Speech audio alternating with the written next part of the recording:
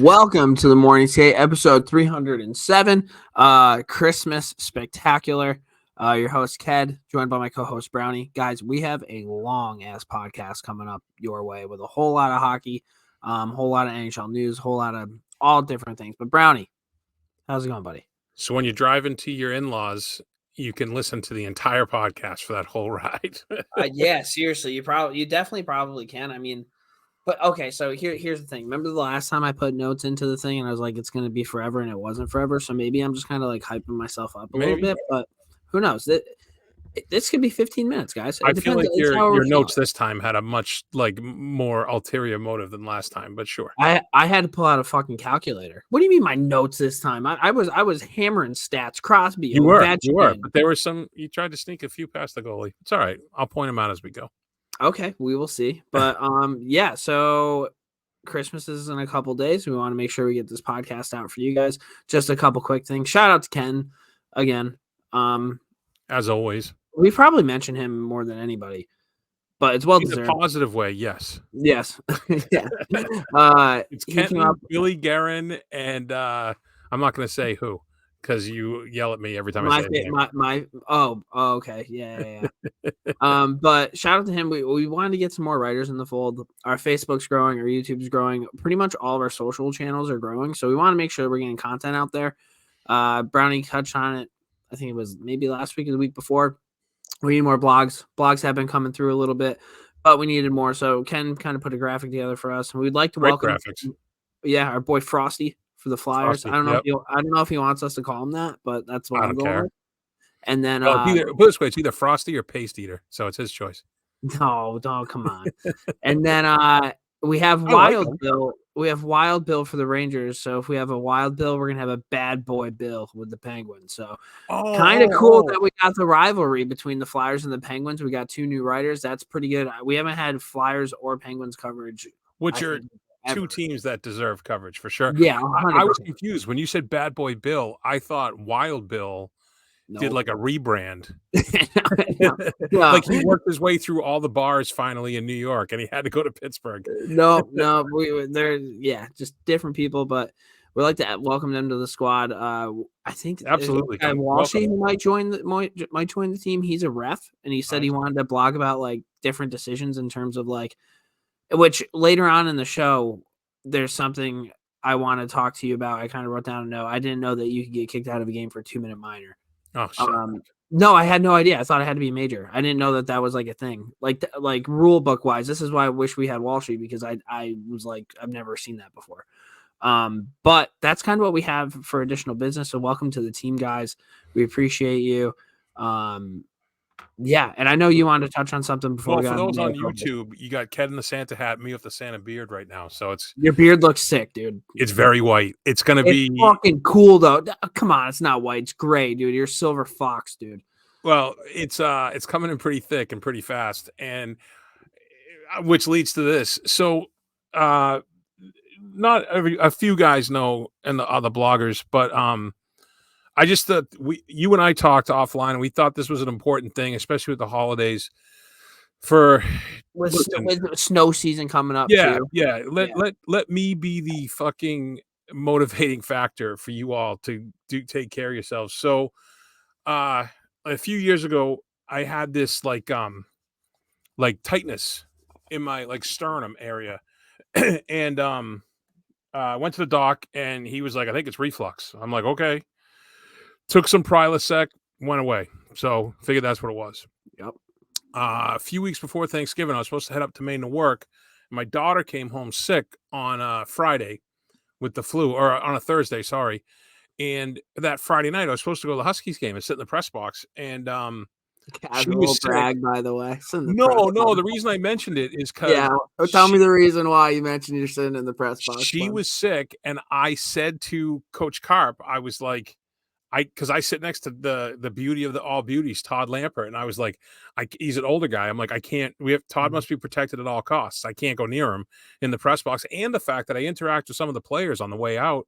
Right. Can you imagine if I torpedoed their fucking late November run by giving them all the flu? Right, number one fan, just yeah.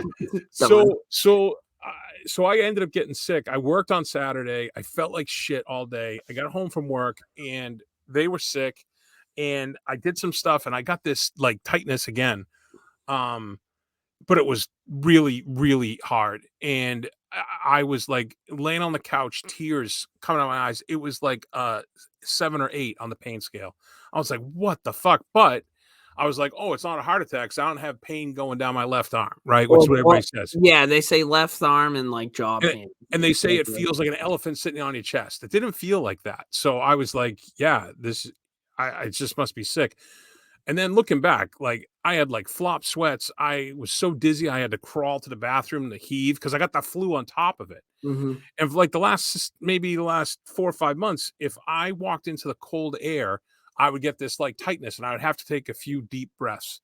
If I was playing hockey, there were times on the bench that I would have to like kind of Mhm. after a shift. And I'm like, I'm just out of shape. And in the morning, I wake up and I'm sore and I'm like, how the fuck am I going to do this job? You're thinking it's like older age, right? Like Yeah, you're yeah, thinking you got some exactly. I'm like, miles on you. I am too old for this fucking contracting, maybe, you know? Yeah. So we go up to Maine for Thanksgiving. I was still like not 100%. I decided to go to the doctor. He orders a nuclear stress test, which is they inject like a radioactive isotope into your blood. And then you get on a treadmill and it's supposed to light up and show you how the blood flows through your heart. On the stress test is supposed to be a circle. Mine was a fucking donut. Mhm. And like 3 minutes into the stress test, which is supposed to go for like 18 minutes, 3 minutes in, they called a cardiologist in and they were like, shut it down. Yeah. Long story short, I was in the hospital the next day. I had 100% blockage in an artery, which is known as the widowmaker. I found out afterwards. Maker. Yep. I had 100% blockage. Behind it was 80% blockage. And behind that was 20% blockage. And I had another artery that had a 70% blockage. Just out there blocking shots, dude. Yeah. Yeah. So I was on the table for 2.5 hours, in and out with the morphine, but they were on the last wire trying to break the blockage up. Otherwise, it was going to be a bypass. I was listen, I'm not like being a tough guy. I was fucking scared. I made a video to my daughter in case I didn't come home from the hospital. Yeah. You know, Which was like so fucking thoughtful when you told me that. I was like, damn, like, well, that like God forbid something did happen. Like she like that, you're just a thoughtful guy, dude. well, it's she's 7, man. Yeah. And so long story short, the doctor had one last shot with the wire. He ended up getting it. Great guy. He's gonna be one of my heroes later. Otherwise I was going for a bypass at MGH, but She didn't want to do that was on a Wednesday. I felt like immediately better the next day. Like all my aches and pains were fucking gone. It was crazy. Like my wife said, like I looked like animated. She was telling me I'd be pale, coming home from work. The last like 8 months, my hands were fucking freezing all the time. Yeah. So then I went in this past Wednesday and got the other one done, and I was awake through the whole thing. I don't know. Can you? Where's the camera? Can you see those 2 little dots on my wrist? No. Vampire bite. No, it's too Right there. Can you see them? Maybe a little. That's where the fucking wires went in. They went in through my radial artery in my wrist, up my arm, across my chest, and in my heart with a wire. And I was talking to the guy and watching it on the fucking camera because he tilted it so I could see it. So shout out to Dr. Ganji. My body formed an artery around the blockage, which in the 9 days in between procedures was absorbed back into my body.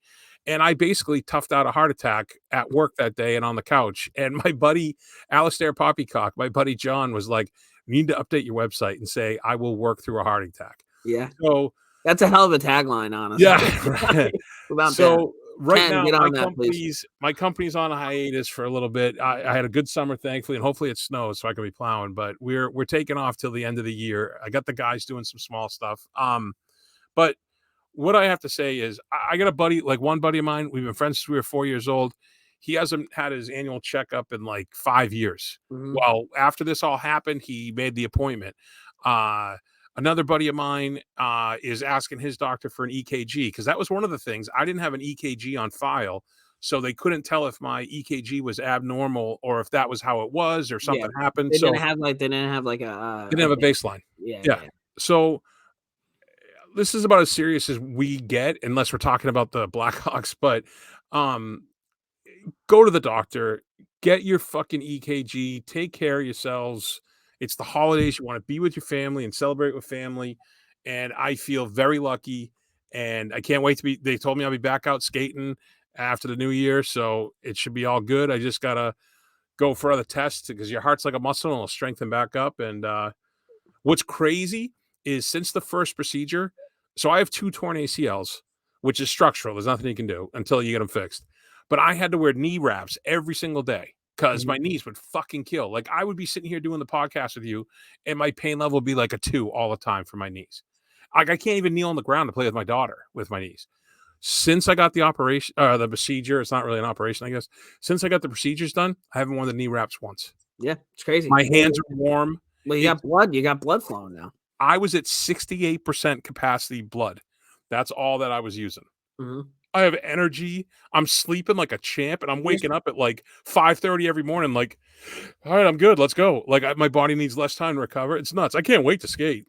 You were 1% off from 69. Like you had. Yeah, I know. Couldn't just give me that. Yeah, but coward. Whatever. Well, hey, Oh, I'm glad you're good, buddy. So, thanks, man. Yeah, guys.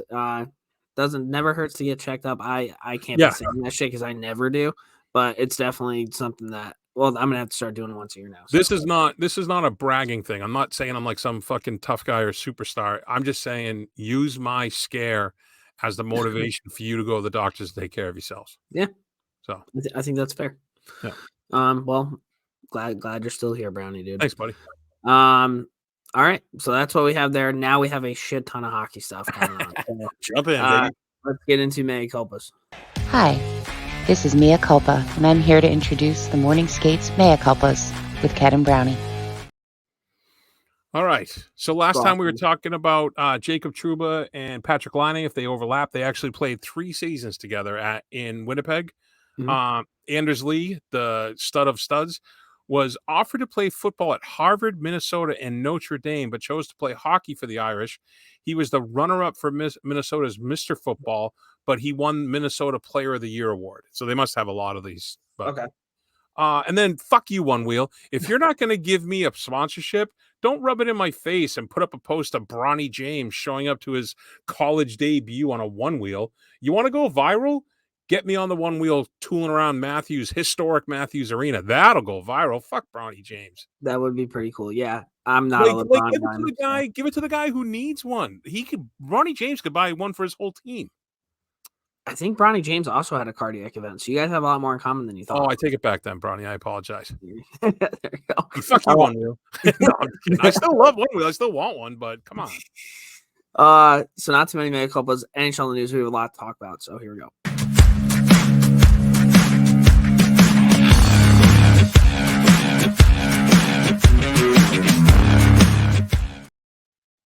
All right. The Department of Player Safety, George Peros, you fucking loser, is under a lot of heat for their seemingly bizarre, uneven-handed dispensing of punishment and fines. Player agent Alan Walsh went off on David Perron's suspension, was announced, calling out the Peros Kangaroo Court in a number of tweets, comparing David Perron's play to an Evgeny Malkin similar play that only got him 2 games versus the 6 games. Side by side, very, very similar. Walsh went on to say no transparency, no consistency, arbitrary. Oh boy. Capricious farce. Find yourself someone who sticks up for you the way Walsh sticks up for his clients. I thought this was kind of crazy because 2.5 years ago, James Dolan, my boy, and the Rangers called for his job. Now, I don't remember this. I know you're gonna do this. Before you do this, does Alan? You remember the Seinfeld character, the lawyer Jackie Childs? I never watched Seinfeld. Oh, he's a pretty funny character, and he would use words like that. And that's every time Alan Walsh tweets, I hear it in that character's voice. Yeah. Well, go ahead. Sorry. So 2.5 years ago, a statement from the New York Rangers. The New York Rangers are extremely disappointed that Capitals forward Tom Wilson was not suspended for his horrifying act of violence last night at Madison Square Garden. Wilson is a repeat offender with a long history of these type of acts, and we find it shocking that the NHL and the Department of Player Safety failed to take the appropriate action to suspend him indefinitely. Wilson's dangerous and reckless actions caused an injury to Artemi Panarin that will prevent him from playing again this season. We view this as a dereliction of duty. Yep. by NHL head of player safety George Peros and believe he is unfit to continue his current role. I don't remember it being that fucking harsh, but I'm glad that they did that. Well, all right, it's one thing for an agent to do that. For the owner of your original 6 team, that's a fucking tough look. I know, yeah, but like where there's smoke, there's fire. Like no, this I get it. I get it. Peros is all over the place, and there's no consistency. But there's not a chance Gary Bettman is going to fire him based on public outcry. Yeah, Gary Bettman should have moved out of Arizona 10 years ago. The more people boo him, the more he fucking eats it up like a vampire. He loves it. Yeah. So yeah. And we mentioned David Perron, who suspended 6 games for his cross-check to Ottawa Arten Zub. Yeah, I think so. Perron, he's appealing the suspension. I don't know. Did he get it reduced? I had all this stuff going on. I didn't see. This was Perron essentially turned around and saw Dylan Larkin like knocked out cold on the ice, and I think he did what any good teammate would do. I understand that some people probably thought he crossed the line. Well, he grabbed the wrong guy, which is a tough look. But at the same time, if I'm on the Red Wings, like I'll buy his dinners for 6 games. Like I can see my guy. I can see both sides of this, but number 1, it was the wrong guy. Number 2, he needed to drop his stick. If he had dropped his stick, it probably would have just been tossed, and that would have been it. Yeah, but here's the thing. I think in the heat of the moment, you turn around, your captain's like it. He was knocked the fuck out. I'm not worried about dropping my stick. And Larkin's got issues. No, I know. Yep. So he did what he felt was necessary. Unfortunately, he got the wrong guy. But Arizona, while it made for a funny picture, the aftermath was no laughing matter as Yotes defenseman Juuso Valimaki walked down the tunnel with the Dallas Stars player received treatment in a game last week. Now, I think we do a caption contest for that? We like caption this, didn't we do that before we knew what happened? This is a mea culpa because the one you're talking about is Jacob Chitrin. Oh, okay. He got cut in the face, but this guy did get hurt. The incident is now under investigation to see what the gap in protocol was that left Valimaki lingering without care for hours in a Dallas hospital after a severe facial injury that ultimately needed 55 stitches to stop internal bleeding. What? How were the facial injury and internal bleeding? I think we blended the stories. It can be deep. It could be. I don't know. Regardless, it's kind of crazy that the guy sat there for that long. He was in like the ER, like you or me. Like, what are we doing? You know, the guy got a skate to the face. When I was playing hockey at Cortland, I blew out my ACL in Buffalo, and we were always supposed to have trainers at the games, and there wasn't a trainer at the game. So I sat in the locker room by myself for 2 hours. There was another hockey game going on in a different rink, and there was a trainer there, but she wouldn't leave that game because that's the one that she was supposed to be at. Oh, so kind of similar. She'd be probably liable. Probably could have sued the fuck out of the school looking back at it, but. So I'll give you one too. My buddy Gary, who I still play with, years ago, he dislocated his shoulder playing, and it fucking kills when you dislocate your shoulder. And he was in the locker room waiting for the ambulance, and we were in like, "You good?" He's like, "Yeah, I guess." Well, you guys got to play, right?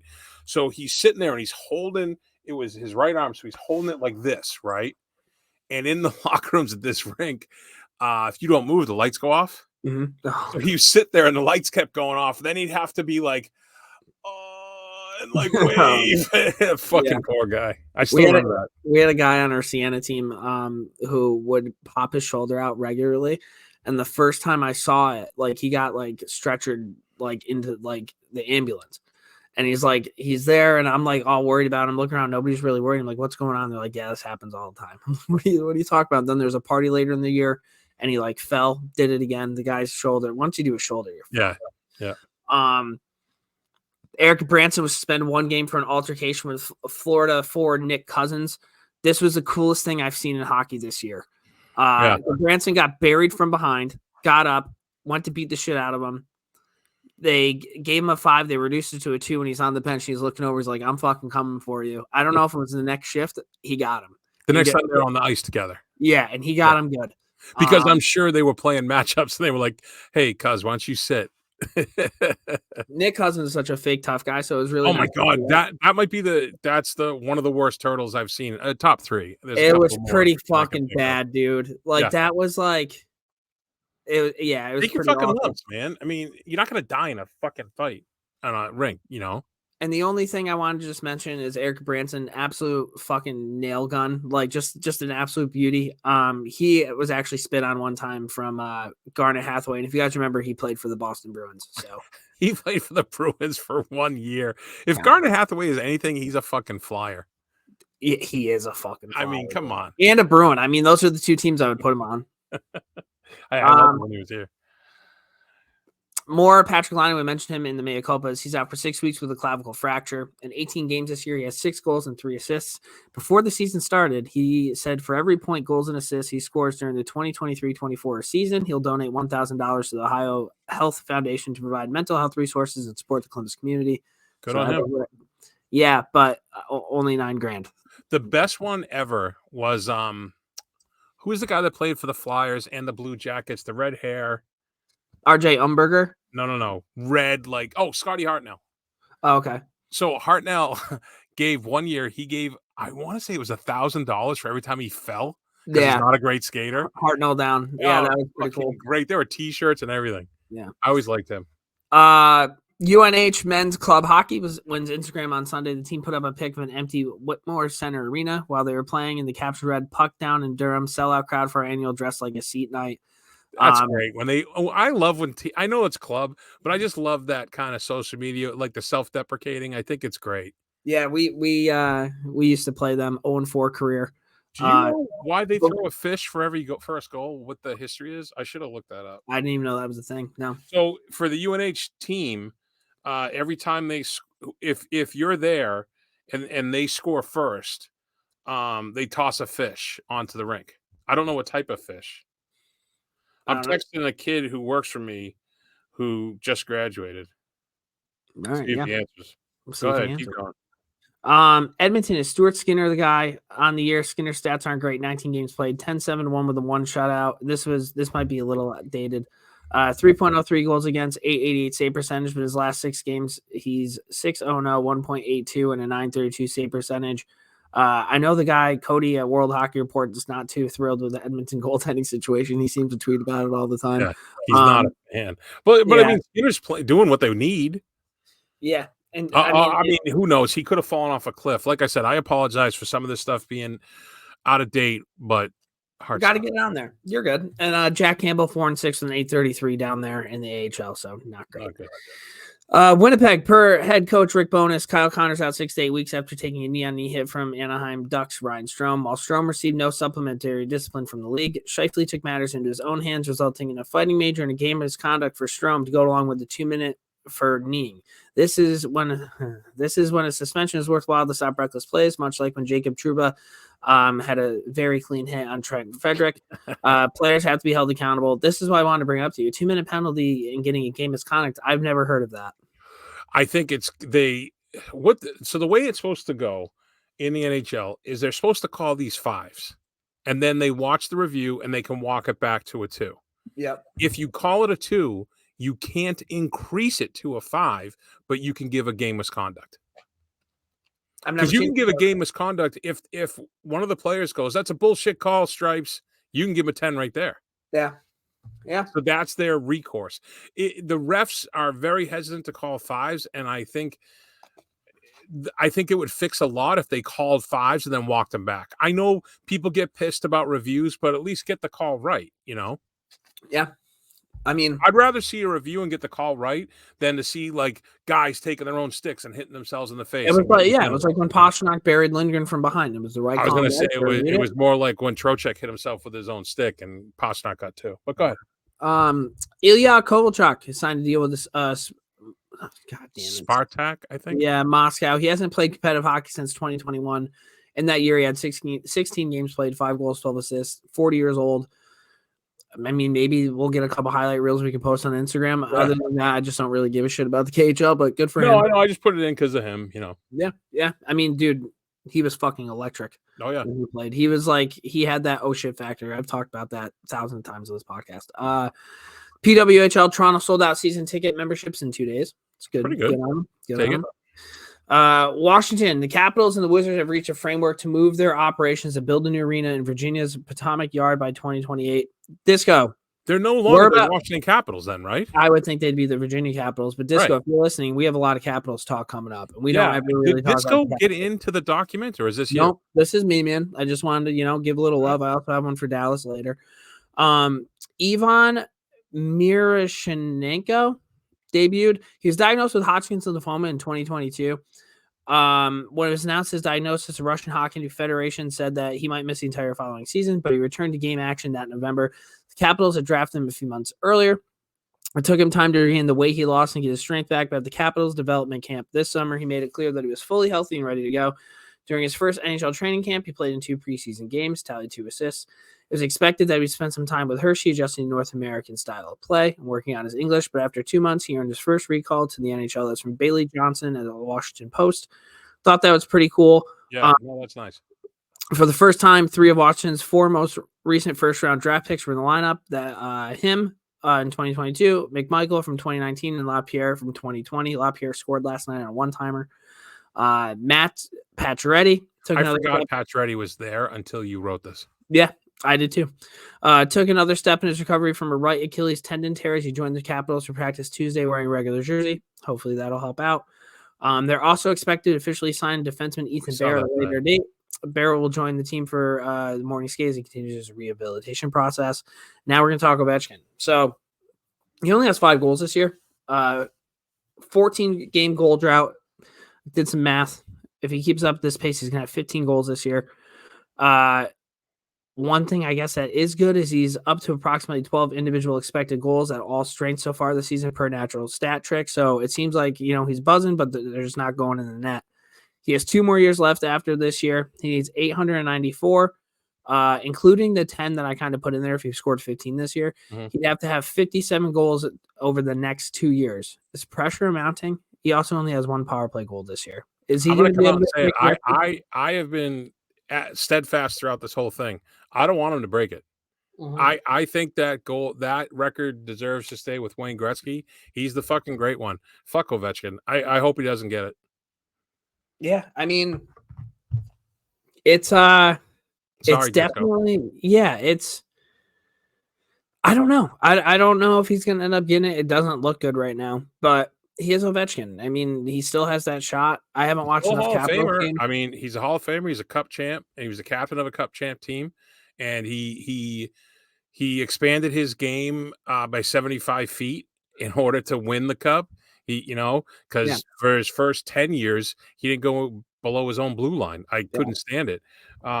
So he does play the whole ice. I still think he doesn't comport himself the way if he's going to call himself the face of the league. I don't think he comports himself the way the face of the league should with some of his stuff. Leaving his feet, a lot of behind the head, in the back hits and stuff. And, so I hope it stays with Gretzky personally. I wonder how much this has to do with Backstrom not being healthy too. I know I'm sure a lot last year, but yeah, it's something to think about. Hey, before you go further, so UNH, the tradition about throwing a fish on the ice after the UNH scores if UNH scores the first goal, it was a local fraternity made it a ritual to throw out the fish after UNH's first goal. The fish was used to resemble the visiting team having to, quote, fish the puck out of the net. Interesting. And that's where it came from. And they still do it, men's and women's. Really? If you ask any of the Huskies, like, hey, what's it like playing in UNH? They're like, as long as we score first, it's great. They're like, I think it was Taze Thompson said, she's like, I hate seeing that fish. I'd never even heard of that. That's great. Yeah. Hubert Don't. I like that. That was good. In the Dome reports, Huberdeau is currently on a 9-game pointless streak and is on pace for 38 points. He's second last on the team in on-ice goal differential at 5-on-5 and first in giveaways. He has 7 more years at $10.5 million a year. Sheesh. At this rate, if the cap bad. At this rate, if Calgary wanted to do something and move him, I don't know his no trade or no move. I don't know his setup on that. They'd have to eat half that. At least, if not more. Yeah, that. And it becomes that diminishing return. Like, okay, is 5x5 to get rid of him better than 5x10 to keep him? If this rate, so or buyout, but the buyouts suck. Yeah, I think buyouts cripple you more than eating salary. Yeah. Colorado Avalanche. Devon Taves was visually frustrated in the This locker room was great. post-game. I think we got some guys who think they're playing well, and I think they're kidding themselves at this point. Whew. He went on and on. I'd be curious. I don't follow Colorado close enough to know who he's talking about. Probably Like, Georgiev. but like, remember that play that you and I were talking about when Tavares was loafing to the bench? Yeah. And there was a player, I don't remember who it was, but it was a player for Ottawa, because Alfredson's there now, which we'll talk about later. Oh, yeah. There was a player for Ottawa who kind of did a flyby, didn't finish his check. I don't think he took a stride from like the face-off circle to the bench, and Alfredson was there waiting for him. Yeah. And I was like, fuck yeah. If I'm an Ottawa fan, that's what I want to see. Yes. So I don't follow them close enough. We don't have a Colorado guy, unfortunately, or a girl. And when I say guy, I mean it gender neutral. But I wish we did, to say like, hey, it's the guys, it's not Cale Makar, it's not Nate McKinnon. Well, we don't know if it's not Cale Makar. We know it's not Nathan McKinnon or Mikko. Yeah, I don't know. I don't know.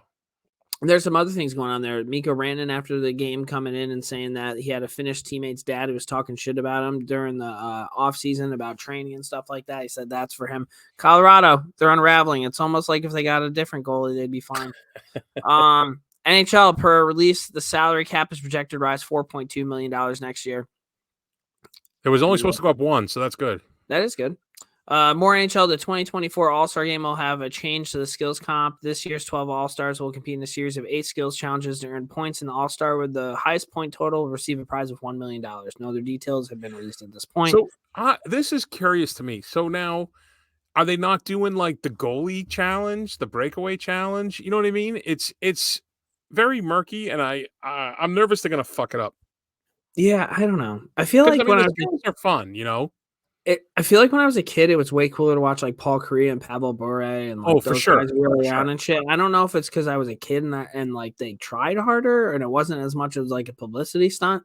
I think it's fun. Like Shesterkin, when he was shooting the pucks at the surfboards, I thought that was funny. You know what I mean? Yeah, I like that kind of stuff. I like them to show their personalities. They chirp each other a little bit.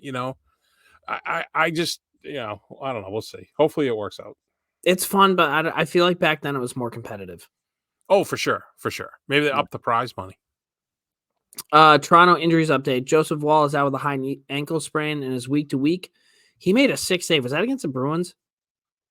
Yeah, he played really well against the Bruins. They ended up losing, but he played very well. He had a fucking unreal save. John Klingberg's done for the season. He'll undergo hip surgery. Ryan Reeves was helped off the ice after crashing awkwardly into the boards, placed on an IR. Did you see him trip walking off the ice? No, I didn't see that. So he got to the bench and like you can see him kind of go down the tunnel and then boom, boom, boom, boom, boom, and then you just don't see him anymore. He's just gone. I wonder if it was like an MCL. I don't know. John Tavares notched his career point 1,000 on Long Island versus you Islanders. knew it was going to happen, right, on Long Island. Yeah. 4-3 overtime loss. Is there anything more than the Leafs celebrating individual scoring treatment but losing the game? Yeah, come 435 goals, 556 assists for 1,001 points and 1,055 games played, along with 449 PIMs.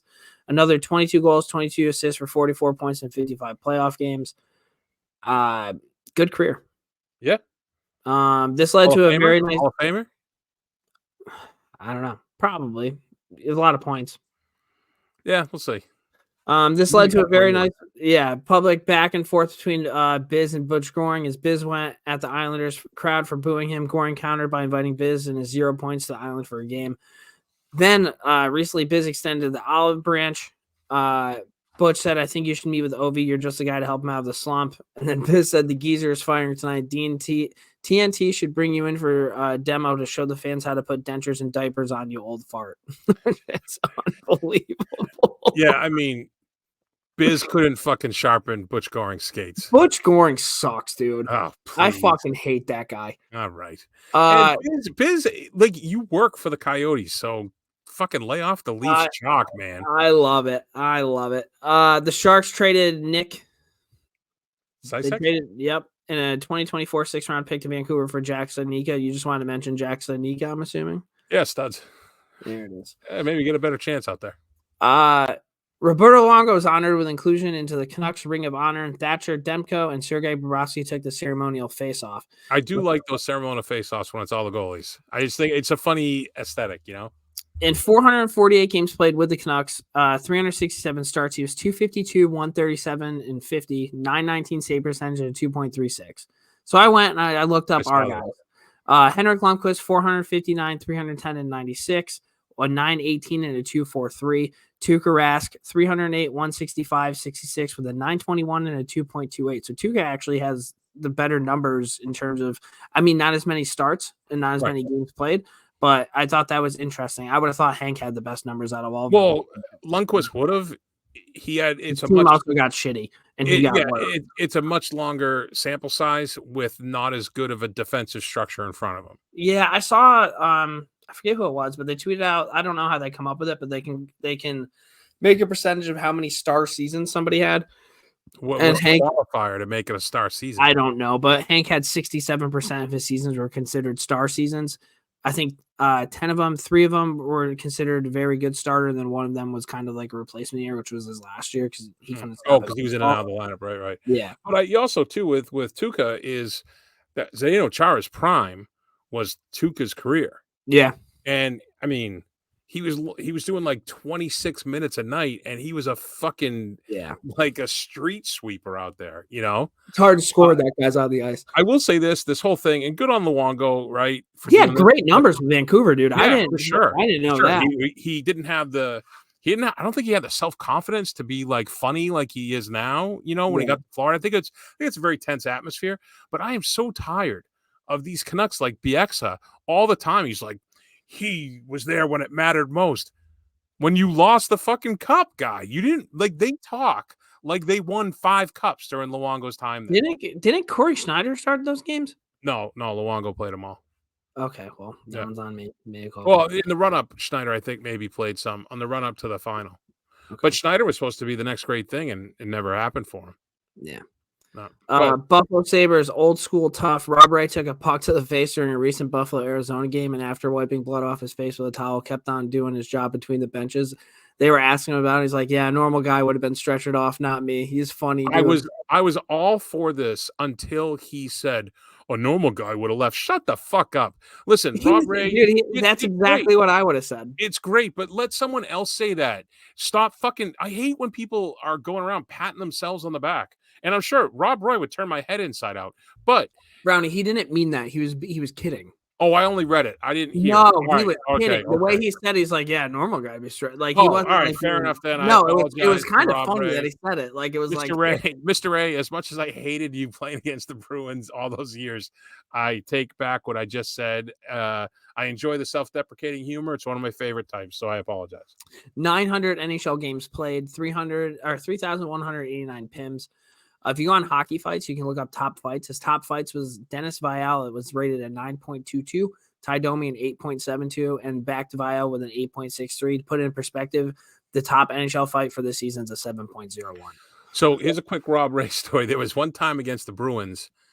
They were in overtime, and I think it was a series clincher at the Garden. I don't remember what year, but they were going for a face-off, and Rob Ray, he kissed his stick. Like right before the face-off to one of the Bruins, like I got this. I don't remember what happened, but he fucking scored right after and won the game.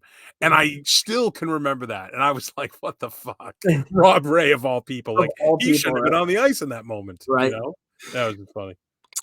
St. Louis Blues, they traded Robert Patuzzo to the Island for a 7th-round draft pick and put Jacob Vrana on waivers. Per Vrana's camp, he was told ahead of time he would be going on waivers, but the team is still trying to trade him. Makes no sense. So I actually texted Cronin about this.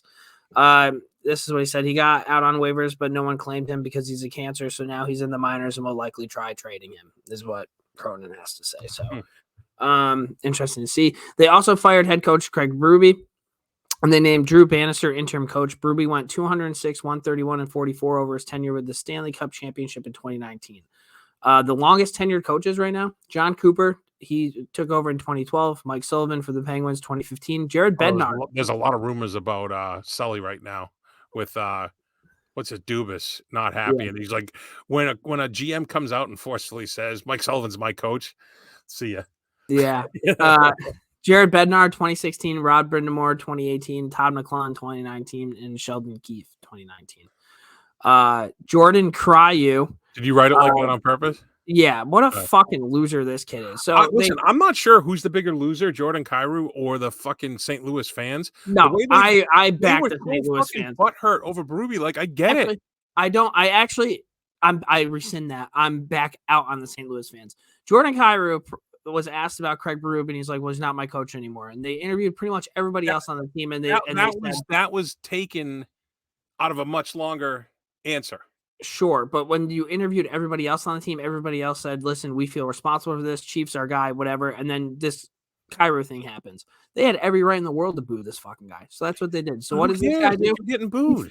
He fucking cries. I know. Cries post game to the media, literally, and not just like, "Oh, boo hoo," like legitimate fucking tears, to the point where now everybody thinks St. Louis Blues fans are fucking fuck that dude. He's supposed to be one of your young fucking absolute studs. The guy who got you a fucking Stanley Cup's kicked to the curb, because none of these young studs, they live in a fucking millennial world. And this kid comes out and he's like, "Not my coach." And now all of a sudden St. Louis Blues fans suck. Like, fuck that. And then the next game he scores and then they're cheering for him. They should have doubled down and booed that kid the whole fucking year. To be fair, in overtime shootout, they're standing up cheering the whole time anyways. I'm fucking dude. But I've never seen a group of fans more butthurt over a coach getting fired. It's crazy. Well, they loved him. They brought him a cup, and from everything that I've read, Bruce Cassidy, same, and you fucking get over it. Act like you've been there. Yeah, but Bruce Cassidy's a little bit different than what's going on. Oh, that's right. He didn't piss and moan to the refs like Berube did. Berube got a cup, and the reason the Blues suck is because their GM fucking got nobody to play for them. That has nothing. The Bruins have been stacked. The reason they also suck is they got like Torrey Krug playing top 4 minutes, and that ain't working. Well, yeah, but that goes to the GM who's fucking signed this dude to a long-term deal. And then one other thing, 2010's Ranger alum Brad Richards has been hired as a St. Louis Blues power play consultant. The Rangers just got a good power play. My entire life, their power play has sucked. So I don't know. Was he working for the Rangers on their power play? But prior, he was on the Rangers. No. I mean, he got hired as a power play consultant. Was he working in that capacity with the Rangers prior? No, I don't think so. All right. But he was on their power play. So you're going to hire a dude who was on a fucking dog shit power play to now run your power play? The fraternity that started he just texted me more. The fraternity that started the tossing the fish is Zeta Chi? I don't know. Zeta, I don't give a fuck, dude. Moving on. Well, I was going to give them their dues, Minnesota, I just want to talk about this really quick. Brock Faber, this kid, ice time the last 4 games, 30 minutes, 7 seconds, 31 minutes, 34 seconds, 28 minutes, 18 seconds, and 30 minutes, 19 seconds. He played 79-52. 28, not 20, 28. Yep. He played 79-52 and 5-on-5 minutes in those 4 games, and he was on the ice for just 1 goal against. Second round pick, 45th overall. He played for Team USA World Juniors. He's from Minnesota, played for the University of Minnesota. Now he's on the Minnesota Wild. I will say that Minnesota Wild always seems to find those kids.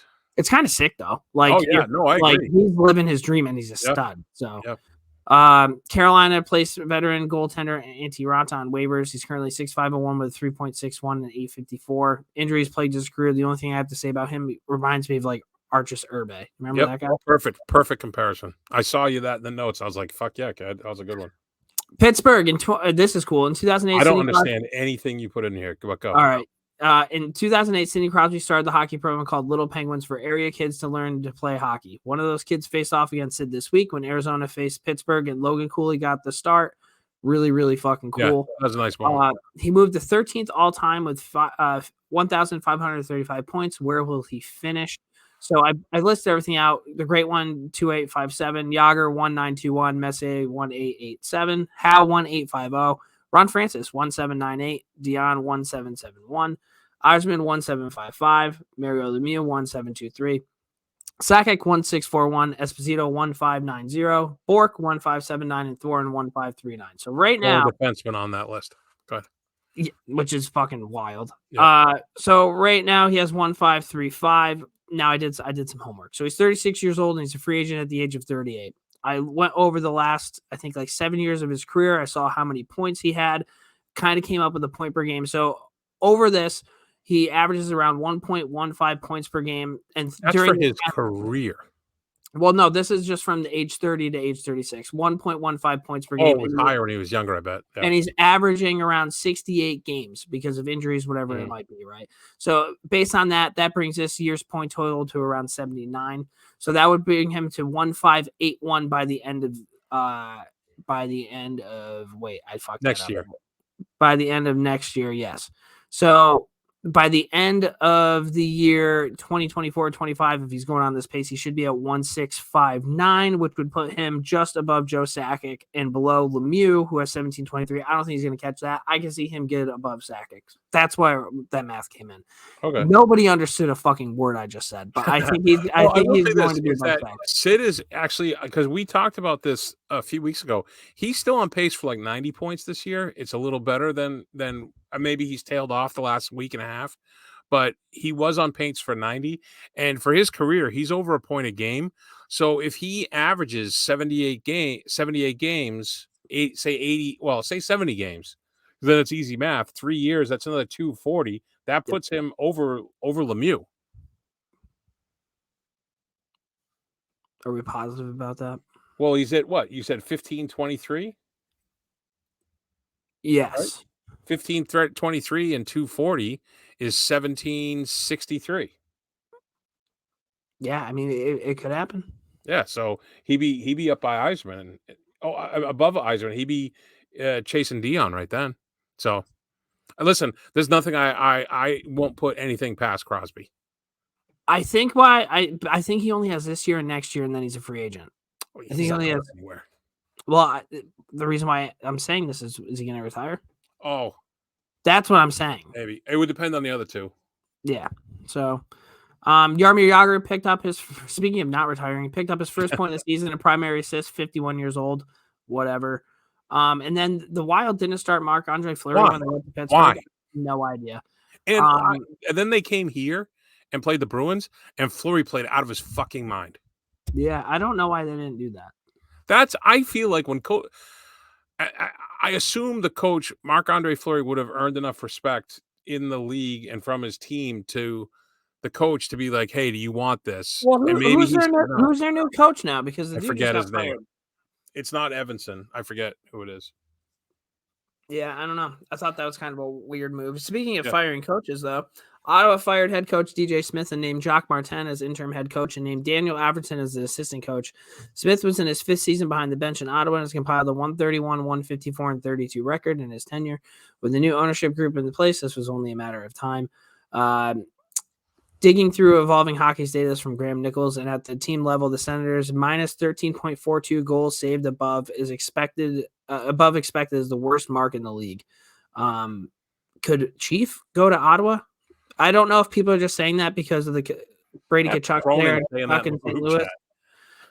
Yeah, I don't know. It could happen. Yeah. Speaking of more fired coaches, Bruce Boudreau, he's been named the head coach of the Canada Spangler Cup team. Hey, good for him. He likes the Haagen-Dazs, so. Not in Switzerland. Fink, buckle up, dude. Matt Duchene played in his 1,000th game last week for the Stars. The Ontario native played for Colorado, Ottawa, Columbus, Nashville, and Dallas. He has a stat line of 322 goals, 442 assists for 764 points, 272 PIMs, and another 10, 15, and 25 over 32 playoff games in his 15-year career. He's had great success in the international play with U18 gold in the Canada Cup, 2 golds and a silver in the world, and an Olympic gold at Sochi. In the NHL, he's made 2 All-Star games and was named the All-Rookie team in 2010 and scored his first NHL goal off of Chris Osgood. I asked Fink this. If you were to compare Matt Duchene in terms of 1990s players that era, who would you say? He said Vincent Damphousse. Okay. Yeah, I mean, second line. So I don't think he's a Hall of Famer. No. Second line player, solid defensively, and he could tickle 30 goals, right?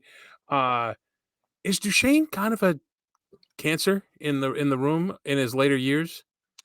I see. I thought in the earlier years it was like that. I think now he's been moving around a lot in his later years, and I know he's super religious. So I wonder if he's like scolding the boys, like, "Hey, you guys shouldn't be going out." I don't fucking know. I don't know.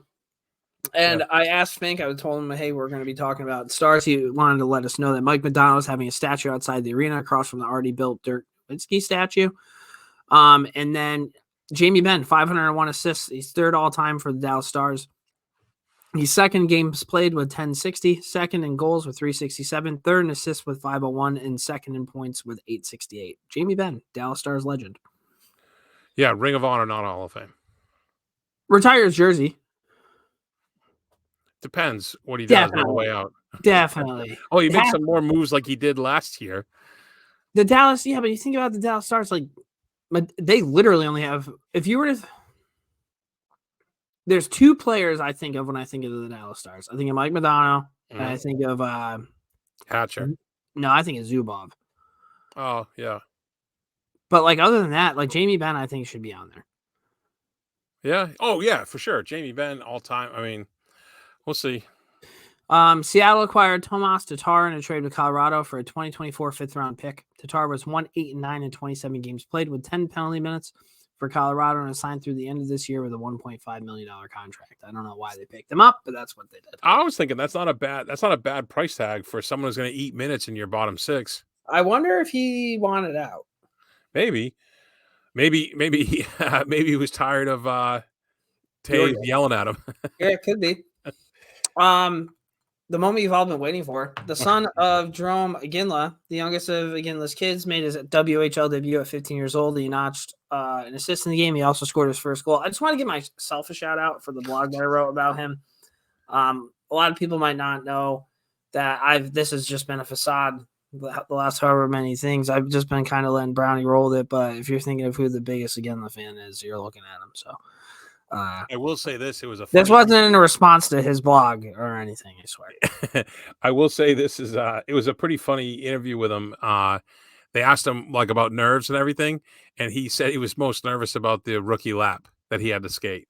He goes, "I just didn't want to fall," or something to that effect. So I don't think I put it in the blog, and it's gonna kind of get into our 3 stars later. But how fucking cool is it going to be when these kids are in the NHL and there's going to be 2 Iginlas brothers and there's going to be 2 Tkachuk brothers? And the sister may be playing in the PWHL. Yeah, it's pretty cool. I was just kind of talking strictly NHL because when you look at the US, the Tkachuk brothers are kind of tough. They're ratty. I want to consider them ratty, but I would consider them fucking tough. They would be guys you wouldn't want to play against. Right. So like I'm kind of pumped to see what goes on there. I don't know enough about 4 years away, 5 years. I don't know enough about scouting, but I'm assuming he's pretty fucking good. And the older brother, he's 17, so he's going to be draft eligible coming up here soon. Yeah. Phil the Thrill. Per reports, he's still waiting for an NHL opportunity this season, but in the meantime, he's been linked to playing games in the Swiss League. 1,286 games played, 413 goals, 579 assists, 992 points. 100 playoff games, 34 goals, 49 assists, 83 points, 3 Cup champ. Is Phil Kessel a Hall of Famer? Yeah. Iron Man too. Yeah. So now looking back at what Seattle did with Tomas Tatar, would you rather pull Phil in for $1 million? I'd rather pull Phil in for $1 million at the deadline and let him stay healthy all year. Oh, yeah, that's smart. Now, in 2014, he played 24 games with the Pens, 10 goals, 12 assists, 22 points. In 2016, 25 games played, 8 goals, 15 assists, 23 points. The thing I wanted to shout out, in that 2015 run that the Penguins had when they won the Cup, he had 98 shots on goal in 24 games. That's a fucking pretty good clip. He's got that whippy stick, too. What is that? Is that 90? Is that 90? Yeah, dude, is that 4? 24 times 4 is what? Like 96. So he's averaging over 4 shots a game. Yeah, you would have loved him if you were betting. Yeah, I would have hammered that. Pasternak the other night, I think, took 12 shots on net. No shit. Yeah. He's a dirty fucking player, though. Built different, as we posted on Instagram. Tony Hand was invited to the Edmonton training camp in the 1980s. He tore it up and then got homesick and left for his native home of Scotland. He played in the BHL for 448 games and had 2,259 points to go along with 1,565 penalty minutes. That's 5.04 points per game for his 31-year career, spanning from 1983 to 2014. In 1986 alone, he put up 105 goals, 111 assists for 216 points in 35 games played with 86 penalty minutes. Dude, what a legend. I want to try to find this guy and see if we get him to come on the podcast. I bet we probably could, dude. Pretty sick, man.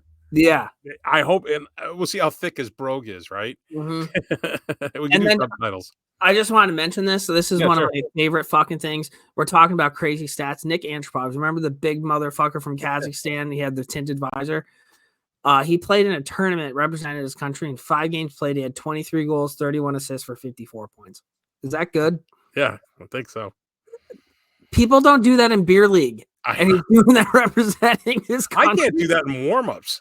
That's fucking. I don't think I've put the puck in any net 23 times in my life. Crazy.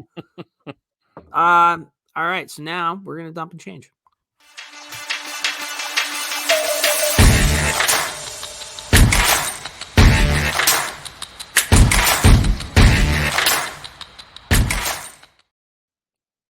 Here we go. So I just want to tell you this. So we have an interview coming out next week that I did with Kelly Dyer Hayes, legend in women's hockey, and we were talking before we were recording, and we were talking about the intros and stuff, and we were talking about all those like different clips we have in between, and she goes, "That's over at Assabet, isn't it?" I'm like, "Yep." She recognized the rink. It was pretty funny. Yeah, that's cool. All right, so starting off, R.I.P. Norman Lear passed away at 101 in Los Angeles. He was a legendary screenwriter, and film producer who shaped the landscape of American television through sitcoms, mostly in the 70s.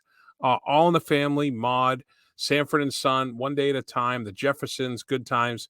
He was behind all those. He also served as a gunner in the U.S. Air Force and flew 52 combat missions and received the Air Medal for his service. He won 6 Emmys as well as the Peabody Award and was honored at the Kennedy Center, I think, within the last 3 or 4 years. Can we talk about the fact that he flew 52 combat missions and came home? And that's fucking insane. The sense of humor he had. And he also pushed the envelope back then with like showing like a black couple living next to a white couple, like on All in the Family. And he was not afraid to tackle social issues. And he, very, very prolific, legendary, like it said, screenwriter and stuff. And then another sad one, Andre Braugher, an actor, best known for Homicide, Life on the Street, and Brooklyn Nine-Nine. He was 61 years old. He got his first break when he starred in the movie Glory with Morgan Freeman, Denzel Washington, and Matthew Broderick about the all-black regiment in the Civil War. I don't know if you've ever seen it. It's an old movie, but it's good. I haven't seen it, but the lineup of that movie, I feel like it'd probably be worth the watch. It's very good, and it's based on a true story. He went on to appear in over 20 films and dozens of TV shows. He was awarded 2 Primetime Emmys, along with 2 Critic Choice Awards. You know who this is, right? I saw the pictures of him. I don't exactly know who he is, but I saw it on. So that Glory movie's good. It's heavy and it's a lot. It's a good movie though. And that show Homicide, Life on the Street, was basically the precursor to The Wire. A lot of the same actors. It takes place in Baltimore. It's a great show. Very gritty, very like documentary style. It was shot. It's a very good show. Shohei Ohtani. There you go. Fuck yeah. Thank you. I caught it. Signed with the Dodgers for 10 years, $700 million, $70 million AAV, which I know he's deferring money, but this is what it is, right? Mm-hmm. And I just wanted to put it in perspective to some of the other sports. Cristiano Ronaldo made $260 million this year. So, like, does somebody need that much money? No. Can we start putting a cap on how much money somebody can make in 1 year? $260 million. Someone put a post up. I don't know what it was. They're like, no more billionaires. When you get to 999 million, you're capped. Yeah. You get a plaque and a dog named after you, and the rest of your money goes to charity. I like that. Just a funny little thing. So that was soccer. Joe Burrow, quarterback for the Bengals, 55 million AAV. Steph Curry, Golden State. Is that who he plays for? Nailed it. 51.9 AAV. And the Nate Dogg, Nate McKinnon in the NHL, top guy, 17.5. TV deals, man. It's a TV money. Speaking of money, Ireland is offering cash and a visa for people to move to these remote islands that are cut off every high tide. It looks like if I wasn't married with a daughter, I would do it. Like, it looks beautiful. Like the rolling green hills, these little stone cottages with cows around them. Fuck yeah. I don't know what you're going to do for work, but Oh, I know what you could do for work. There's a professional pillow fighter league called the fightpfc.com. They air on ESPN. They can't get a hockey graphic right, but they show this shit and have all the rules listed on the website. They're open to anyone coming down and hopping in the ring to throw pillows. We have way too much time on our hands to be putting that on fucking TV. The Kansas City Chiefs head coach Andy Reid was fined $100K for ripping the officials after KC lost to Buffalo a week and a half ago, and quarterback Patrick Mahomes was fined $50K. Temper tantrum. Patrick Mahomes is the NFL equivalent of Austin Matthews. Here we go. Yep, just a fucking crybaby. The guy was offsides. Deal with it. Yeah. I'm gonna do the water one because I want to end on the lacrosse one. Is that all right? Mm-hmm. You care if I switch the order? So, in California, water recycled from toilets and showers could soon be flowing from taps in the Golden State, I think is what they call it, where years of droughts have forced authorities to look at a wider array of options for residents' water supply. The State Water Resources Control Board voted Tuesday in favor of letting water companies pump recycled treated wastewater into the state's drinking water system, potentially adding millions of gallons of additional drinking water to their supplies over time while avoiding costlier and more energy-intensive water supplies, the board said in a press release. Over my dead body. So, I did a little research. Once I saw this in there, I did some quick research. Not a fucking shot in hell am I drinking somebody's poop water with a smile on my face. Do you know they already do this in Colorado? That's cool. Not in Malta. They're not doing it here. I tell you what. Do you drink water from the tap? No. I do. It's filtered, though. I filter through a Brita. Oh, I buy bottles. Yeah, same thing. I know, but I used to get bottle shamed at a job that I used to have. Why? There's so much garbage in the fresh water. There's lead. We just got a thing in town. No, it's bad for the environment, is what they said. Well, that's why I use a Brita. So tell your buddies that we balance each other out. Oh. Whoever's giving you shit. All right, and this last one, because it was a good story. That's what I wanted to end on. Joe Biden announced his support for the 6 nations competing in the Olympic lacrosse under its own tribal flag. As the statement said, their ancestors created the game. They perfected it for a millennium. Then their circumstances are unique, and they should be granted an exemption to field their own team. Do you know lacrosse was invented to stop wars? That's how they settled disputes. They would play lacrosse. I didn't know that. And they would play till there was one guy left. And that whoever was, because it was a killing game, and whoever was left, they had their strongest braves, and whoever's left, that's how they decided. Instead of the entire tribes going to war, they played lacrosse. And they used to use a skull for the ball. No shit. So, hey, good on them. They deserve it. They were the inventors of the game. Classer, the guy with the boat, big lacrosse guy. Nice, my guy. Big lacrosse guy. Let's talk Rangers. Let's talk Rangers. I know we want to. Most points and wins through the first 30 games in franchise history. That's 98 years. That needs to be said. That's pretty cool. That is cool. Artemi Panarin is the 3rd fastest undrafted player to hit. Oh, you moved that. All right. I moved some things around. Yeah, that's fine. It was cool. This is a cool stat. Yeah, 700 points behind Peter Stastny and Adam Oates. Stastny in 459 games, Oates in 579 games, and Panarin in 617. Just edging out former interview that we had, Joey Mullen, 625, and Dino Pride of Hell's Kitchen, Joey Mullen. 649. All 4 retired players in the top 5 of this category, Hall of Famers. Is Panarin a Hall of Famer, do you think? The way he's trending, yes. If I could see it, if he can win a cup, I'd say it's a done deal. I think he's in no matter what, dude. Yeah. He's a fucking just an unbelievable hockey player. Really is. He's a very good player. And he started like late. Like he wasn't in the league when he was like 18, 19 years old either. So Barclay Goodrow got hit in the face with a puck. Said he didn't lose any teeth. Asked what it was, spit out after taking the puck to the face. I don't know, part of my mouth that should still be in my mouth. Maybe. Did you see this? Yeah. I think it was like a piece of his jaw. I don't know. Yeah, I think it was a piece of his jaw. Yeah. I told you, I like Barclay Goodrow.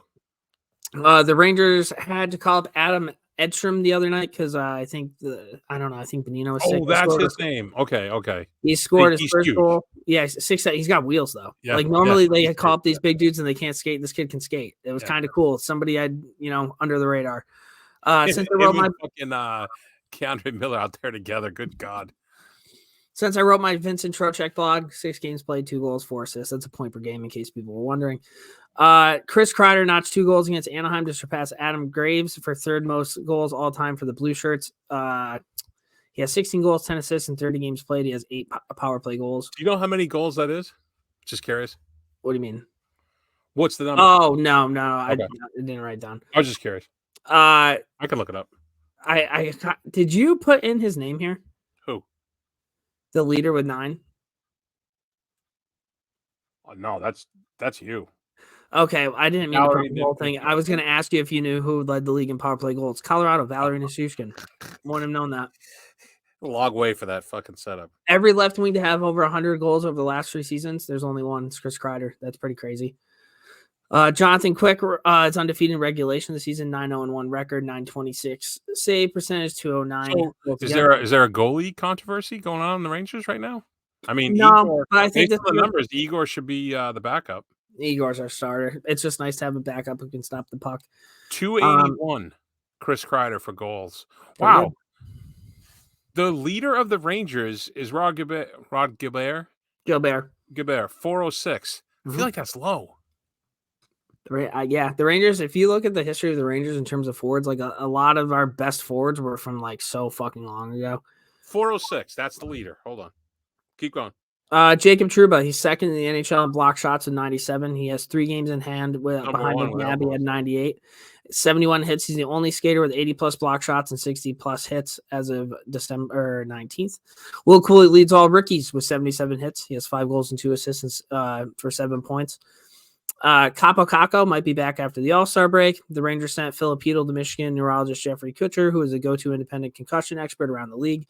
And the plan is for Brendan Othman to have a full year down in Hartford. It's kind of nice that the Rangers are starting to recognize, hey, let's just not rush people into the league. I think maybe they learned by looking at their lineup.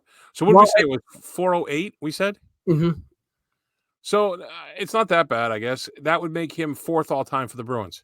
So. Okay. Yeah. Othman, full year down in Hartford. Right now, he's climbed into 5th place, tying points for AHL rookies. 21 games played, 8 goals, 12 assists. We'd like to see that. Gabriel Perreault and Fortescue will be representing the USA and Sweden at the World Juniors. He was Drew. I think it's Fortescue. He was interviewed. Coach Marty St. Louis is always there for you. I can reach out whenever I need. He'll answer the phone. He'll be there for any problems or advice. He's a special person, and I'm grateful for him. He was his former youth hockey coach. Oh, I was going to ask what the connection was. Congratulations to former Rangers assistant coach Lindy Ruff, 850 wins. You are reaching now, dude. Christmas comes early. The Rangers are currently in a stretch where 7 of 8 weekends feature back-to-back games. I haven't seen that happen, but Christmas has come early. They played the Oilers Friday and the Sabres Sunday. Finished strong for the break. Boys are playing good. So that's what I have for the Rangers. There you go. For the Bruins, Big Z, this fucking guy.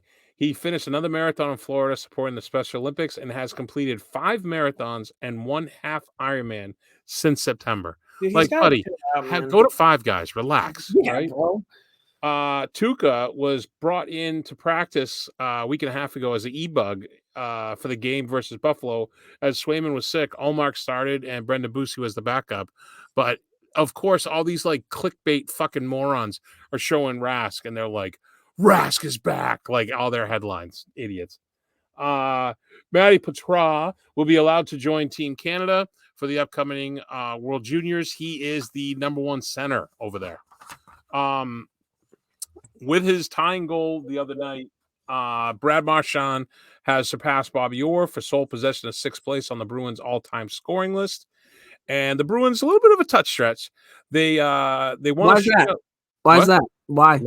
Let me tell you, buddy. The Bruins, they won in a shootout versus the Devils. Then they lost to the Rangers and the refs in overtime. And then they lost to Minnesota in overtime as well. Right, it happens. You go through a little tough break. They lose their focus, whatever. Maybe Ullmark's losing his focus or Swayman, or they don't practice the 3-on-3 enough for practice. Although I did read today that they were working on 3-on-3 a lot today. The problem is, or the concerning part of this is that the Bruins led in the third in all 3 of those games. And that's not a good stat to be on the wrong side of. So there you go. Hey, you want to know what, though? Teams do go through those weird I know. Where they drop. At least you're getting points. Yeah, that's the thing. You're getting points, and they did beat the team from New York, the Islanders, so they beat them. Yeah. So there you have it. They play Winnipeg tomorrow night, so that should be. I mean, without Kyle Connor, it's a little different. But Winnipeg still plays a heavy game. I saw a lot about Gabe Vilardi today and Yeah. Pierre-Luc Dubois. So Vilardi went to Winnipeg in that deal. Yeah, Where, and PLD went to and he's outperforming him like it's not. Vilardi is. Yeah. Yeah, Pierre-Luc Dubois strikes me. I don't want to say this guy's name, but I knew a kid. I don't even want to say when, but I knew a kid in my life that had all the fucking tools. I'm just trying to not. While I was alive, I knew this person. Yeah, while I was alive, I knew this person, and he had all the tools to make something of himself, but he didn't have the fucking work ethic. And I think that's the thing with PLD. I don't know, but that's my guess. Because everywhere he goes, he wants to be somewhere else. He thinks he's so fucking cool. That's maybe that's it. So that's it for the Bruins. For Northeastern, they are on break. But like I mentioned earlier, I was able to interview the other day Kelly Dyer Hayes, which we're going to release next week in between Christmas and New Year's, because you won't hear me and Ked. She is the third woman to play men's professional hockey in history. Goalie. I think she's been she's a 4-time member of the U.S. national team. She won 2 national championships in college. She was the first woman inducted to the Northeastern Hall of Fame. She was inducted as an individual and with her team. She's on the all-time Title IX team, and she is a big part of the women's Beanpot going to the TD Garden this year for the final games. Quite the resume. Yeah, she's legit. So the women's Beanpot, the first game will be January 16th at Harvard, which, as you and I found out, is Katie Knowles' birthday. And I'm going to continue calling her out. I told Coach Carp, I called her out on the podcast with Kelly. Katie, no pressure, but I expect 3, 2, and 5 from you that game. It's your birthday. Yeah. So that's the first game. And then the winning, then the way the Beanpot works, they play one week, then the next. The winners play the winners, the losers play the losers. That game is going to be at TD Garden. Kelly reached out to me today to tell me that she talked to the TD Garden, and we are one of 2 organizations that are going to be allowed to give away tickets for the event. And we are going to have a morning skate discount link for tickets. Cool. The tickets are only $25 and you get 2 games. So even if you don't get a free ticket, it's not a lot of money. Yeah. And here's one I'm going to pat myself. You know what? I'm going to say it for my hero. I'm not going to say it now. So anyways, the Northeast is on the break. They're practicing. Coach Carp is on his way somewhere. He was going to join us tonight, but he was unable. We'll have to have him on after the holidays, or maybe even in between, depending on our schedules. But yeah, so Northeast is on a break, and they'll be back at Matthews soon enough. I think January 3rd, I believe. So there you have it. And we both don't have beer league, but New Year's resolution. I can't play beer league right now. So. I want to skate once a week. That's gonna be my new thing. Oh, that's good. I am green lit. Well, prior to all the medical stuff, I am green lit for 2 skates a week without question. If there's a 3rd skate, we have to make sure we have a conversation to check schedules. Okay, but that's a pretty good deal from her. So yeah. All right. Well, heroes and zeros.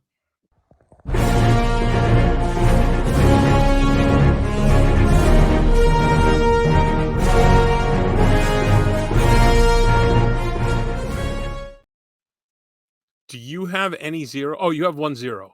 Yeah. I have no zeros. Do you want to do your 0 first and go all positive to go into the holidays? Yeah. So some dude got a DUI and crashed into President Biden's motorcade. Is that like the worst thing ever? Did he hit like Biden's limo? I don't know. I don't know that. So those are like fortified. I think they can withstand like a rocket launcher, but still, that's a fucking tough bid. I saw like somebody said, like, can you imagine having your last like Long Island iced tea at Applebee's and be like, yeah, I can make it home, and you just drive directly into the president? Like, holy fuck. Well, to be fair, it's the safest vehicle to hit. No one's gonna get hurt. Can you imagine when he got out of the car and saw what the fuck he did? Holy shit, man, that's bad.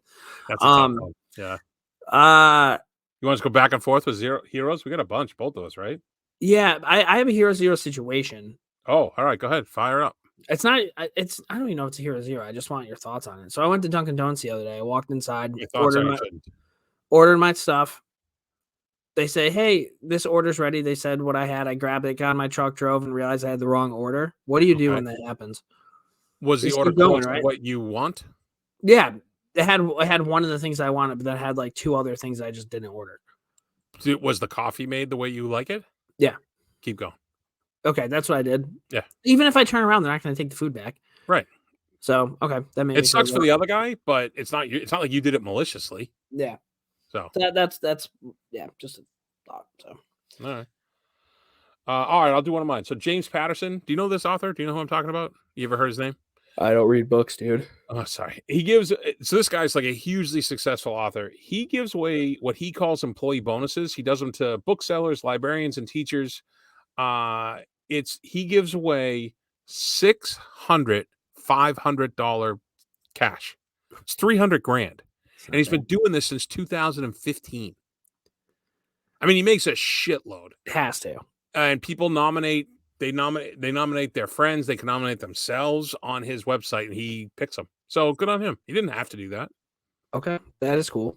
Yeah. So go ahead. You want to go or me? I rented the Hockeyland documentary on Prime TV. I have that saved on my list, like because you said. Yeah, it's like a 24/7 kind of thing. Yep. And but it had to do with the high school hockey tournament in Minnesota. They followed around these 2 teams. Blake Biondi, he ended up winning like Mr. Hockey. He went to Minnesota Duluth. They ended up losing in overtime. It's just a really, really good documentary. Check it out. It's fucking solid. I watched on Netflix Super Pumped, the fight for Uber. I don't know, it was about Uber. I don't know. It was recommended for me, and I got like 3 episodes in, and it's Joseph Gordon-Levitt, who I like. The guy from Friday Night Lights, the coach, Kyle Chandler. Yep. Chandler. So I like them. So I'm like, oh, I'll give it a whirl. And I don't know the story of Uber. I never did it. I never lived in the city. I didn't use it. So I didn't know the whole story. But it's basically, let me save you fucking 6 hours of your life. It's basically like these incel motherfuckers who could never get a girl in high school and played with their computers and didn't play sports, and they figured out how to make millions of dollars and act like assholes, and then they all got in trouble and they still end up with billions. So there's not even a fucking satisfying conclusion. So it's just like Mark Zuckerberg. Yeah, 100%. So the moral of the story is use Lyft. So my other hero is myself and Kelly Dyer Hayes, because when we were talking on the interview, which you'll hear, spoiler, right? I commented to her when we were talking about the Bean Pot, January 16th and January 23rd. I commented to her that, hey, one of the things that's always bugged me when I go to these events for women's hockey is there's no kid stuff, kid sizes. And I've brought this up to Coach Carp. I've brought this up to Delaney, and I just like, it's unfortunate because I'm not buying, I want to buy my daughter something, like a Northeastern with the logo or something, right? Yeah. And so she texted me yesterday that she had a meeting at the TD Garden with the president of the TD Garden. She's on the board, and they're going over the layout. And there was this big merch area, and they were talking about different merch areas. And Kelly said, "Hey, I was talking to the morning skate, and they suggested we do kid stuff. Is there anything?" And they were like, "What a good idea. There's going to be fucking kid stuff." So me and Kelly are my heroes of the week. You just kept climbing that ladder until you made it happen. I'm pumped for you, Brownie. Hey, now I can buy my daughter a shirt. And listen, because I came out with this, I expect free. But whatever, I'll pay. I don't care. But yeah, it's just so dumb. And sometimes those things, like, you need someone like looking at it from a different, like, you're not in it. Yeah. So you're like, why are there no kid stuff? And they're like, why are there no kid stuff? Yeah. It's just like so dumb. But anyways, there you go. No, that's fucking sweet. I'm out of heroes. So my last one is shout out Dr. Ganji. This is the guy that did the procedures on me. After the first procedure, he told me how close I was to going for a bypass, and he was determined, he said, to punch through. And we were sitting in the recovery room talking, me, him, and my wife, and he goes, "Listen," he goes, "you'll be back 100% work." And I go, "Well, I'll be able to play hockey again." And he's like, "Oh, you play hockey?" And I'm like, "Yeah." And he goes, "Yeah, you'll be able to skate, assuming everything, you're good. You'll be able to skate, no problem." He goes, "Man, my son plays hockey." This is what this guy said to me. He goes, this is a fucking cardiologist, right? Doing heart studies that are worldwide recognized. He goes, "Man, I'm really jealous of guys like you that played hockey and can play hockey as an adult." I go, "You just saved my life." I go, I have a 7-year-old, and you had a wire in my heart to stop me from dying. Yeah. Don't be worried that you can't cross over backwards. Yeah, You're right. doing fine, doc. I mean, he could not have been a nicer guy. And then when I went in for the other procedure, I asked him about the balloons, like how they work. So that was like another 20 minutes on the table, him demonstrate. Just a great fucking guy. So That's cool. yeah, really good guy. So shout out to him. Shout out to that guy. All right, we have one more segment. 3 stars.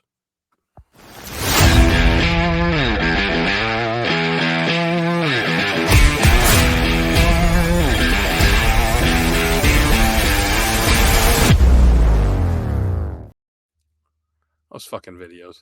They're pretty fun. Because I wrote that awesome blog about Jerome Iginla and how much I love him and how he has kids, brothers, obviously both playing hockey. I thought 3 stars this week, the top 3 brothers. I have some honorable mentions. You want to do honorable mentions first? Because, buddy, I'm going to show you something. You ready? That's so many brothers, Brownie.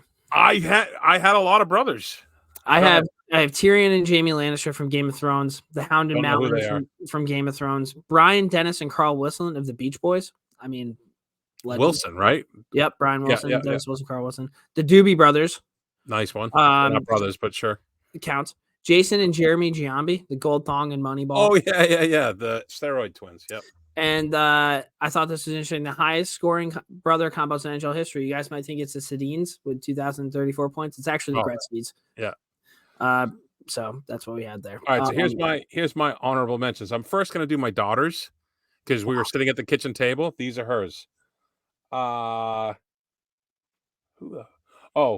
Heat Miser and Cold Miser. No idea what that is. Mr. Heat Miser. The Christmas. Oh, I never saw that one, but I know what you're talking about. Ratatouille and Emile. Okay. That's his brother in the Rat movie. Mm-hmm. Mufasa and Scar from The Lion King. Okay. And her last one was this was probably her number 1 star, Mario and Luigi. Okay, that was a good one. I was thinking about putting them on there. So, all right. So these, I'm just going to rip through mine, and you can stop me at any point. Please do. Frank and Jesse James. Okay. The Blues Brothers. That's a good one. The Kelsey Brothers. Eh. The Earps. Wyatt James, Virgil, Morgan, and Warner. Yeah. Warren, sorry. Last one. Phil and Tony Esposito. Hockey Hall of Famers, but it's not in my top 3. Yeah. Phoenix and River and Joaquin Phoenix, the actors. Yep. Wilbur and Orville Wright, the flying guys. Oh, you're gonna go with Redenbacher there. Okay. I don't know if he has a brother. Eli and Peyton. I mean, they're pretty funny. The Wayans brothers. Okay. Is that everybody? Frank? Did I say Frank and Jesse James? Yes. Oh, here we go. Mo, Shemp, and Curly Howard of the Three Stooges. Even though Curly and Shemp were usually not together. Yep. And then my last honorable mention, Guillaume and Patrice Bergeron. Oh boy, his brother's name's Guillaume. Guillaume. How cool is that guy? Not as cool as my 3rd star. So my 3rd star goes to Matthew McConaughey, obviously. And I fucked up. What? All right. So my 3rd star is the Stooges. Oh, that's a really good 3rd star. That's my 3rd star. My other one that I missed, honorable mention, was the remember that TV show Malcolm in the Middle? Those 3 hellions, those brothers. I had them. I had too much scribbles. So number 3 is the Stooges. Go ahead with your number 3. Matthew McConaughey and his brother. He's the host of TVA's West Texas Investors Club. I don't even know what that is. Is that a real thing? I don't know. I just found this out. His brother's name is Rooster. That's a fucking character. There's no fucking way. And he named his kid Miller Lite. That's a character. This is your Mia culpa for next week. All right, Miller Lite McConaughey, he's fucking sick, dude. And if that's real, I'm good with it. All right, so if it's wrong, you have to send me a case of Miller High Life. Okay. And if you're right, I'll send you a case of Miller Lite or whatever it was. Sounds all right. So my number 2 star, the Sullivan brothers. You ever heard of this? Mm-mm. George, Francis, Joseph, Madison, Albert. 5 of them from Iowa. Jeez. When World War II happened, when Pearl Harbor happened, they all ran out and enlisted. Okay. They all died during World War II during a same naval incident, like a bombing. All 5 of them.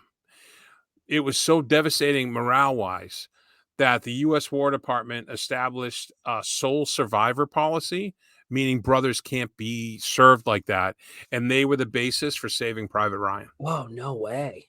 Yeah. That was a good one.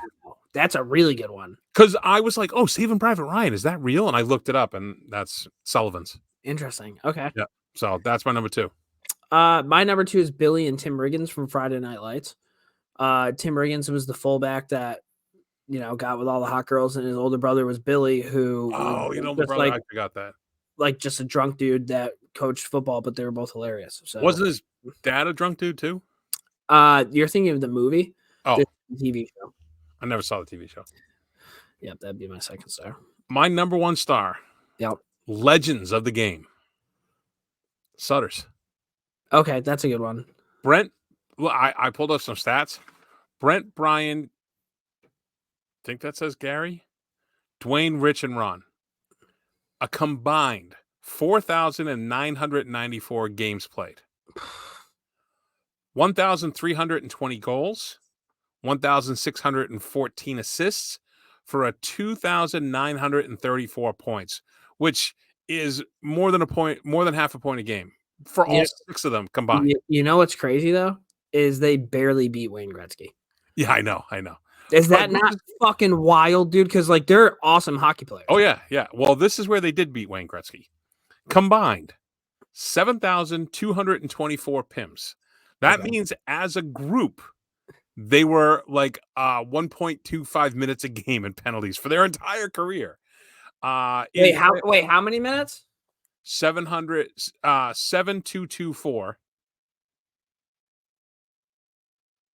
They spent 120 hours in the penalty box. Yeah, combined. 600 and in playoffs, 603 games played. 122 goals, 153 assists for 275 points, and another 1,170 PIMs in the playoffs. Dude, almost 5 days in the penalty box. I know. Savages. My number 1 star, Emilio Estevez and Charlie Sheen. I think it's fucking hilarious that those guys are brothers of all people. Coach Gordon Bombay and Tiger Blood. And I went off of this because my 1B would be Charlie and Alan Harper from the TV show 2.5 Men, which is Charlie Sheen. They were very funny. That was a funny show. That was like one of my dad's favorite shows. That was a funny show. That would be my number 1. They made a movie where they were like garbage men. Charlie Sheen and Emilio Estevez. Because the only thing I remember about it is they would like if someone like ran into like a pole, they'd be like, "Oh, golf clap," and they would go. I don't know. That's all I remember from the movie. I remember it being funny, but I don't remember anything about the plot or anything. I mean, I'm sure there wasn't much of a plot. So we got Hanson brothers too. They never came on the podcast. Strike that from the record. Oh, so we're normally around an hour. I said it could be 2 hour and a half. Split the difference. So not bad, buddy. And I made it all the way to 3 stars before I mentioned Bergeron. Yeah. So shout out to me. Seriously, shout out to you. Brownie, I'm glad you're feeling better, dude. What else do you got for the people? I'm alive. So I'm alive.